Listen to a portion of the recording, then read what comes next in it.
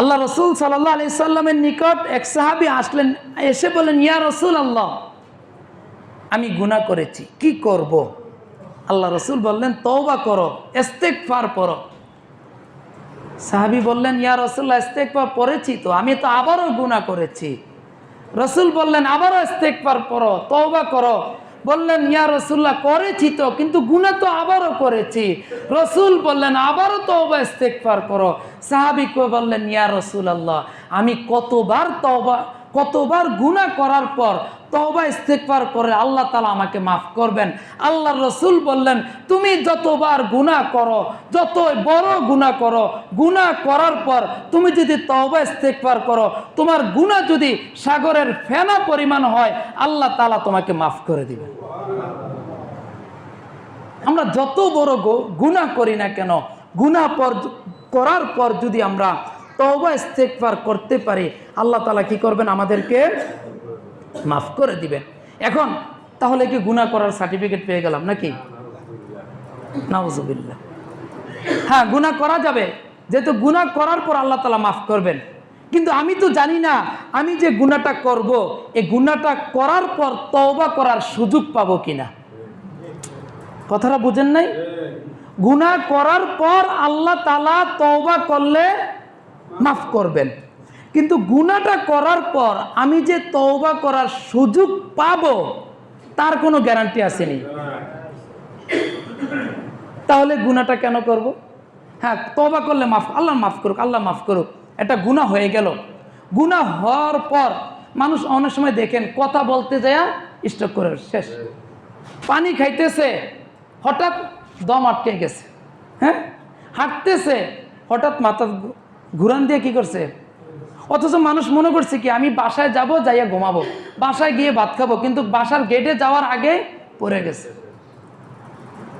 তাহলে আমি যেহেতু এখন চলা অবস্থায় বাসায় গিয়ে আমি ভাত খাওয়ার বা পানিটা খাওয়ার আমার সময় পেলাম না, তাহলে তওবা করার যে সময় পাবো তার তো কোনো গ্যারান্টি নাই। তো সুতরাং গুনাহ করা যাবে না, যদি গুনাহ হয়ে যায় সাথে সাথে তওবা করতে হবে। আল্লাহ রাব্বুল আলামিন বলেন সূরাতুল বাকারা 199 নম্বর আয়াত, ওয়াস্তাগফিরুল্লাহ, বান্দারা তোমরা তওবা ইস্তেগফার করো, ইন্নাল্লাহা গফুরুর রহিম, নিশ্চয়ই আল্লাহ তাআলা তোমাদেরকে মাফ করবেন। ইস্তেগফার যদি আমরা করি, কে মাফ করবেন আমাদেরকে? আল্লাহ তাআলা এই আয়াতে বলছেন ইন্নাল্লাহ।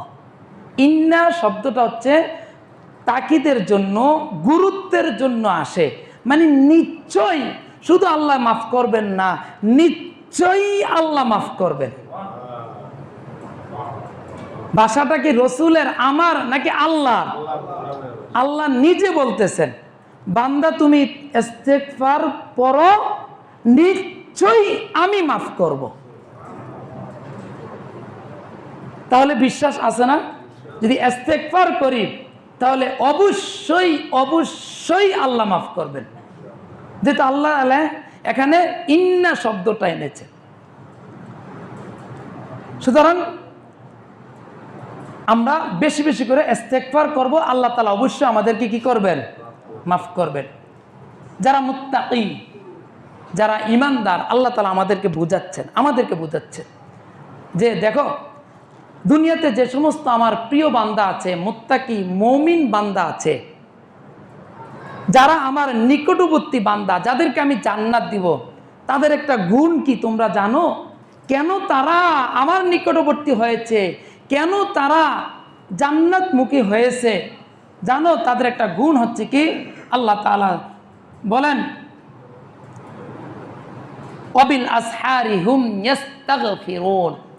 ওই মুত্তাকি বান্দারা দুনিয়ার সকল মানুষ যখন ঘুমে আচ্ছন্ন থাকে, তখন তারা একাকী নিভৃতে ঘুম থেকে উঠে আল্লাহ তাআলার কাছে ইস্তেগফার পাঠ করছে, গুনার জন্য মাপ চেয়েছে, তওবা করেছে, 2 ফোঁটা চোখের জল মাটিতে ফেলেছে। এই জন্য তারা মুত্তাকি হতে পেরেছে, এই জন্য তারা জান্নাতি হতে পেরেছে। সুতরাং তারা যেহেতু জান্নাতি হচ্ছে, তাদের একটা, যারা জান্নাতি হবে তাদের একটা গুণ হচ্ছে ইস্তেগফার পাঠ করা। সুতরাং আমরাও যদি ইস্তেগফার পাঠ করি, আমরাও কোথায় যেতে পারবো? জান্নাতে যেতে পারবো।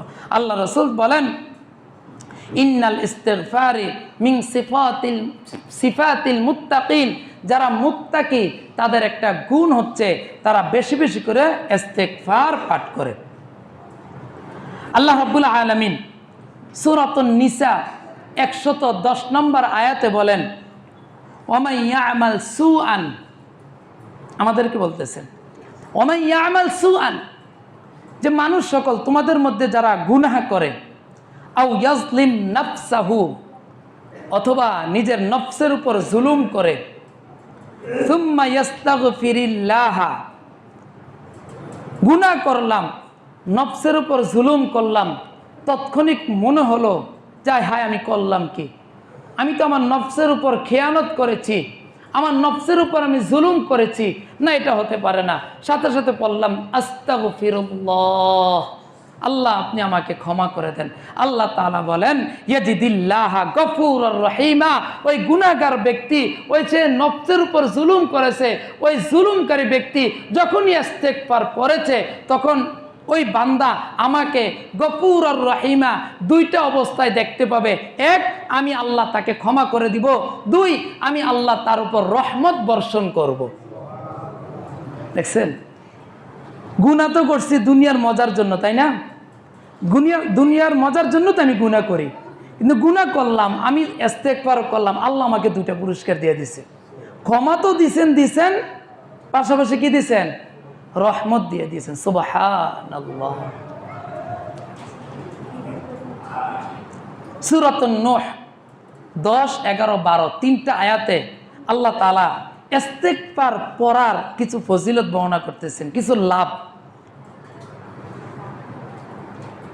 আল্লাহ রাব্বুল আলামিন বলেন, ইস্তাগফিরু রাব্বাকুম, যে দুনিয়ার বান্দা সকল, তোমরা তোমাদের প্রভুর বেশি বেশি ইস্তেগফার করো, তোমাদের প্রভুর নিকট বেশি বেশি ইস্তেগফার করো। আমাদেরকে বলতেছে আমরা কার নিকট ইস্তেগফার করব?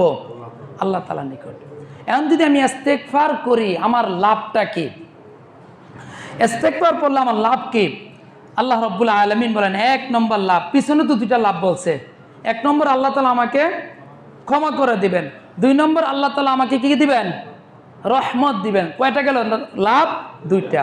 3 নম্বর, সূরা নূহ 10, 11, 12 এই আয়াত আল্লাহ রাব্বুল আলামিন বলেন, 3 নম্বর, ইউরসিলিস সামাআ আলাইকুম মিদরারা, আমি যদি ইস্তেগফার পাঠ করি, আল্লাহ তাআলা রহমতের বৃষ্টি আসমান থেকে নাজিল করবেন। কি বৃষ্টি? রহমতের বৃষ্টি। এখন তো বর্ষাকাল, এজন্য বৃষ্টির মহত্বটা বোঝা যাচ্ছে না। যখন চৈত্র মাস আসে তখন বোঝা যায় বৃষ্টির কত,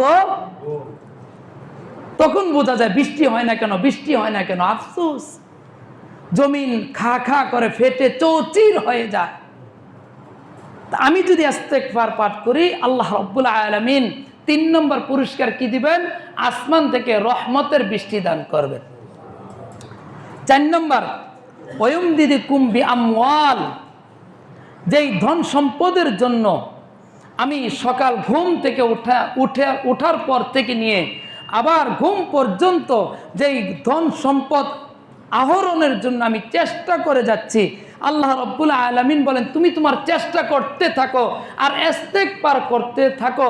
ওয়ায়ুমদিদুকুম বিআমওয়াল, আমি আল্লাহ তোমাকে সম্পদের প্রাচুর্যতা দান করব। সম্পদ হলে হয় না, সম্পদে কি লাগে? বরকত লাগে। সম্পদে কি লাগে? বরকত লাগে। একজন মানুষ প্রচুর টাকা কামাই করে কিন্তু পালায় পালায় থাকে, ঠিক মতো খাইতে পারে না, ডাক্তারের পিছনে সব টাকা চলে যায়, ওই ব্যাপতে টাকা নষ্ট হয়। আরেকজন মানুষ অল্প কামাই করতেছে, খুব বউ বাচ্চা নিয়ে অনেক শান্তিতে আছে, তার ওই কম টাকার মধ্যে কি আছে? তাই মানে এটা না যে বেশি টাকার মধ্যে বরকত নাই, বেশি টাকাতেও কি আছে? বরকত আছে। মূল বিষয়টা হচ্ছে কি, আমার সম্পদে বরকত। আল্লাহ তাআলা বলেন ইস্তেগফার করো তো বান্দা, আমি তোমাকে সম্পদের প্রাচুর্যতা দান করব, সম্পদের মধ্যে বরকত দান করব। কয় নম্বর পুরস্কার গেল? 4 নম্বর। 5 নম্বর, ও বানিন, আমি আল্লাহ তোমাকে নেককার সন্তান দান করব। কি সন্তান? সন্তান তো হতে পারে, সেটা কি নেককার না বদকার? আল্লাহ তাআলা বলেছেন নেককার সন্তান দান করব। যদি আমরা কি পড়তে পারি? ইস্তেগফার পড়তে পারি।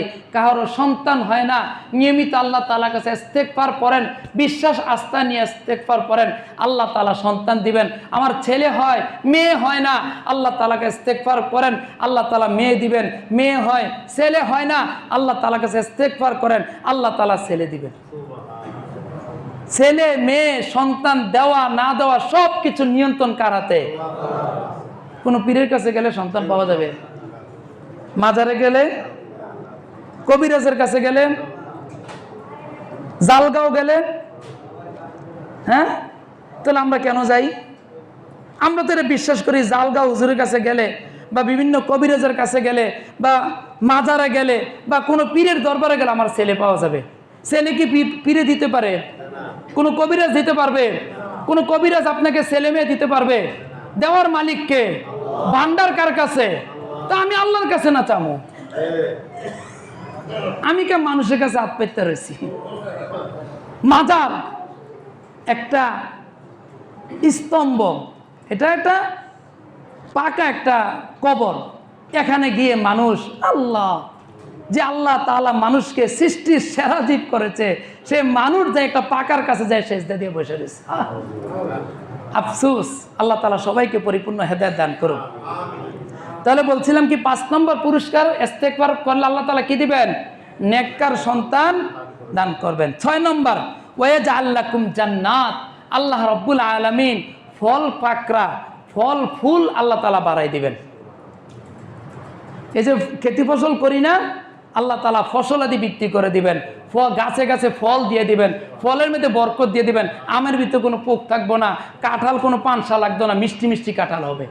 কে করে দিবেন? আল্লাহ তাআলা করে দিবেন। কারণ এটার ভিতরে কি আরো নিয়ন্ত্রণ আছে? আম কাঁঠালের ভিতরে আরো নিয়ন্ত্রণ আছে? নাই। গেল 5 নম্বর। 6 নম্বর, ওয়াজআল লাকুম আনহারা, আল্লাহ তাআলা নদী নালাগুলাকে প্রশস্ত করে দিবেন। নদী নালাগুলাকে কি করে দিবেন? প্রশস্ত করে দিবেন। এখানে 6টা গুণ 6টা পুরস্কার বললাম। হ্যাঁ, ইস্তেগফার করলে, এই যদি আমরা ইস্তেগফার করতে পারি, আল্লাহ তাআলা অবশ্যই অবশ্যই আমাদেরকে এই 6 গুণে গুণান্বিত করবেন। সূরাতুন নাম 46 নম্বর আয়াত আল্লাহ তাআলা বলেন, লাউলা তাস্তাগফিরুনাল্লাহা লাআল্লাকুম তুরহামুন। আল্লাহ তাআলা বলছেন যে মানুষ কেন ইস্তেগফার করে না? আমাদেরকে বলতেছেন যে এত এত ফজিলত, তারপরও কি লেগে মানুষ ইস্তেগফার করে না? আল্লাহ তাআলা নিজে আশ্চর্য হয়ে গেছে। আশ্চর্য হওয়ার বিষয় না। এত এত যে সম্পদের জন্য আমি মেহনত করতেছি, সম্পদ দিতেছে, সন্তান দিতেছে, ফসলাদি দিতেছে, যা দরকার সব দিতেছে, লাউলা তাস্তাগফিরুনাল্লাহ, তারপরও মানুষ কেন ইস্তেগফার করে না? লাআল্লাকুম তুরহামুন। আরে আল্লাহ তাআলা নিজে বলতেছেন সূরাতুন নাম 46 নম্বর আয়াতে বলেন যে মানুষ কেন যে ইস্তেগফার করে না আমার বুঝে আসে না। মানুষ ইস্তেগফার করলেই তো আমি আল্লাহ তাকে রহমতের সাগরে ভাসাইয়া দিব। আল্লাহ তাআলা আমাদের সবাইকে আমল করা তৌফিক দান করুন। রাসূল সাল্লাল্লাহু আলাইহি সাল্লামকে জিজ্ঞাসা করা হলো, ইয়া রাসূলুল্লাহ, দৈনিক কতবার ইস্তেগফার করেন? রাসূল সাল্লাল্লাহু আলাইহি সাল্লাম বলছেন যে আমার তো গুনাহ নাই, তারপর আমি দৈনিক কমের পক্ষে 70 বার ইস্তেগফার করি। কতবার? কমের পক্ষে 70 বার। তা আমাদের কতবার পড়া দরকার?